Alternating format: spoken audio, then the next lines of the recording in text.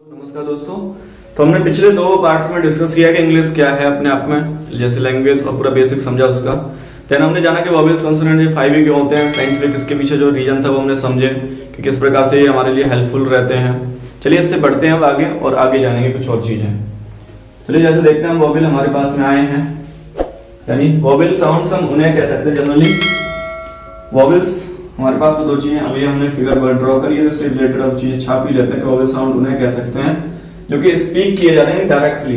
देखो vowel sound जब बोले जाएगा तो मैंने बताया था ना, उसमें लिप्स का यूज होना है, ना नोज का यूज होना है, ना टीथ टंग का यूज होना, सिर्फ वोकल कॉर्ड ही काम करेगा। तो इसलिए हम बोलते हैं ऐसे साउंड्स होते हैं, sounds comes from direct comes from vocal cord,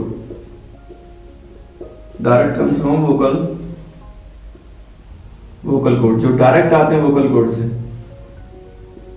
ये तो हो गया हमारे पास में वॉवेल साउंड।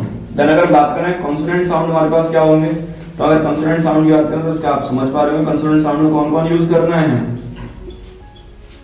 कॉन्सोनेंट साउंड में कौन कौन यूज करेगा, साउंड ऐसे sounds which speak with the help of किसका हेल्प लगना है भैया, लिप, नोज, टीथ, टंग,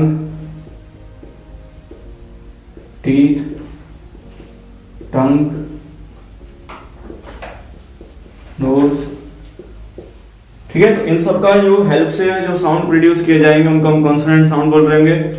और जो सिर्फ डायरेक्टली वोकल कॉर्ड से रिलीज किए जाएंगे, साउंड्स प्रोड्यूस किए जाएंगे, उन साउंड्स को हम बोल रहे होंगे भाई मेरे वोवेल साउंड्स। उम्मीद है ये चीज आप समझे होंगे। चलिए बढ़ते हैं आगे।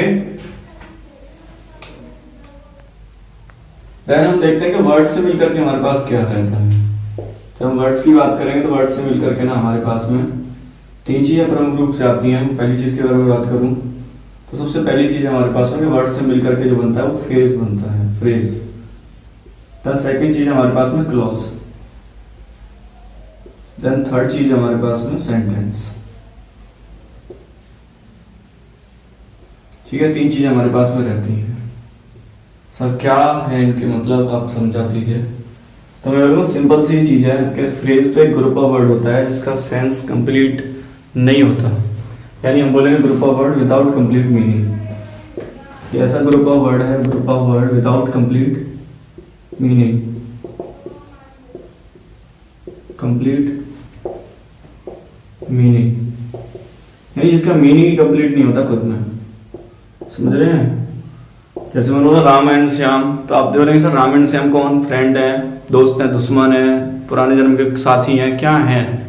तो उसके बारे में जानकारी यानी इन्फॉर्मेशन आपके दिमाग में क्वेश्चन मार्क रह रहा है, इसका मतलब जानकारी कंप्लीट नहीं है। तो आप बोलेंगे सर ये क्या है, अनकम्प्लीट सेंस है, पर ग्रुप ऑफ वर्ड तो है, तो क्या ये फ्रेज है?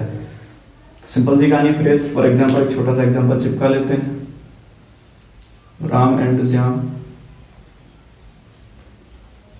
क्या है, इस बारे में कोई डिटेल नहीं है, बस इतना ही रखा है। देन हम क्लॉज की बात करेंगे तो क्लॉज हम बोलेंगे ग्रुप ऑफ वर्ड है लेकिन इसका मे भी कंप्लीट मीनिंग हो सकता है। Group of word but meaning may be complete, meaning may be complete, may be complete. तो इसका मतलब क्या सर, मे बी कंप्लीट का क्या मतलब, यानी भाई देखना कि वर्ब इसके साथ होती है कंपलसरी रूप से, इसमें वर्ब भी नहीं होती है, इसमें वर्ब भी होती है। इसको हम एक अलग सेपरेट वीडियो में इस पर तीनों में हम बात करेंगे, तीनों के डिफरेंस की और बात करेंगे, तीनों में सिमिलरिटी देखेंगे, उसमें और बेहतर तरीके से जान रहे होंगे। फिलहाल बस एक ओवरव्यू इनके बारे में ले रहे हैं। और यहाँ से क्वेश्चन आता है पहचानने के लिए कि क्लॉज, फ्रेज और सेंटेंसेस की कैटेगरियां पहचानने को, तो ये क्वेश्चन आते हैं, इनको देखेंगे।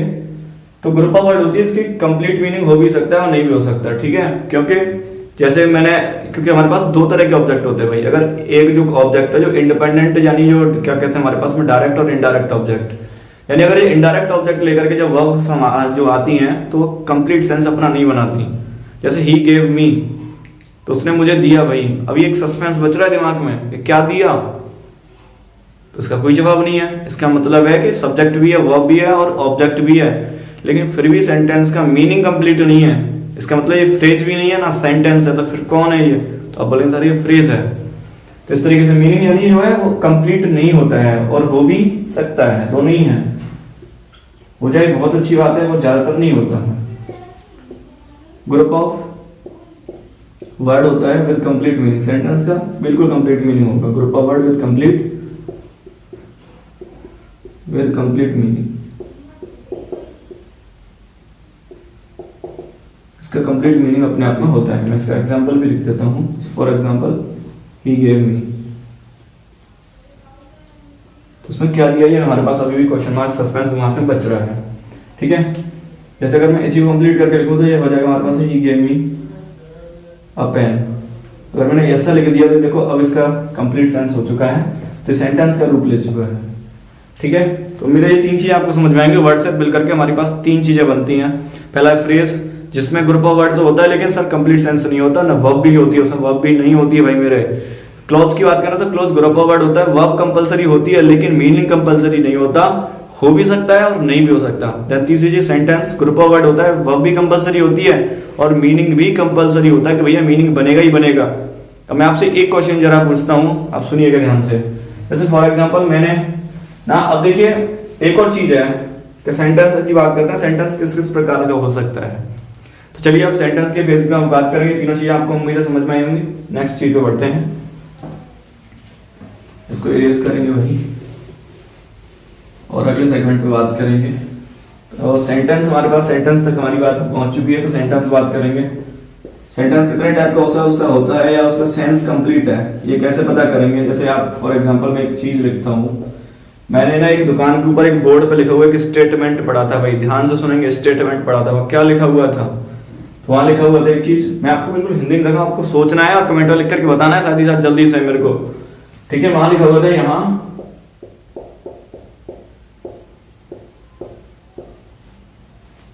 शुद्ध गाय का घी मिलता है,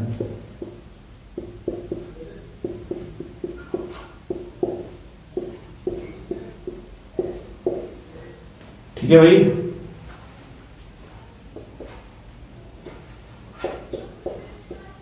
आसमान में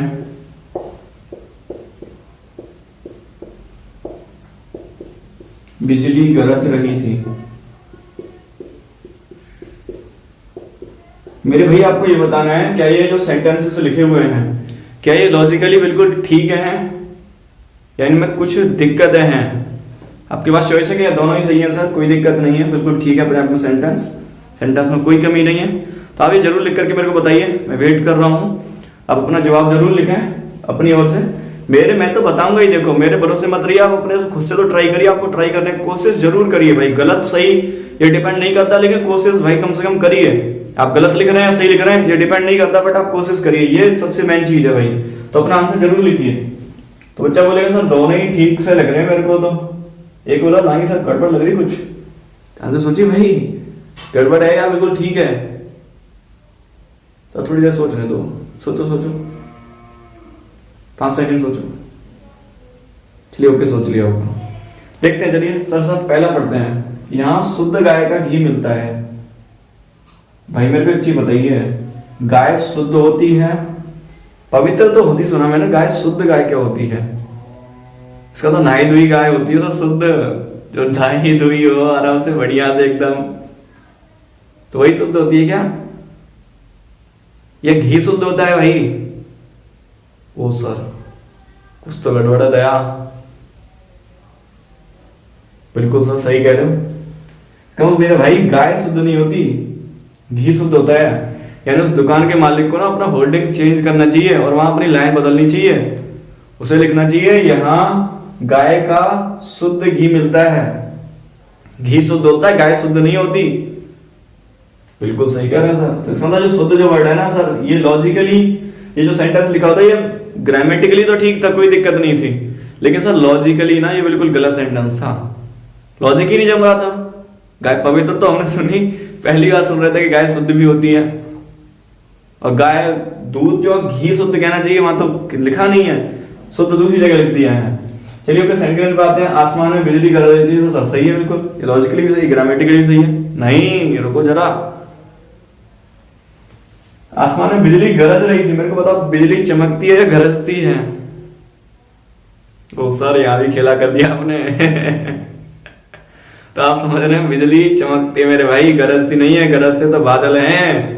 क्या लिखा होता कि आसमान में बादल गरज रहे हैं तो सही होता, बिजली चमकती है ना कि गरजती। सर ये तो लॉजिकली फिर से गलत हो गया, यहाँ होनी चाहिए चमक।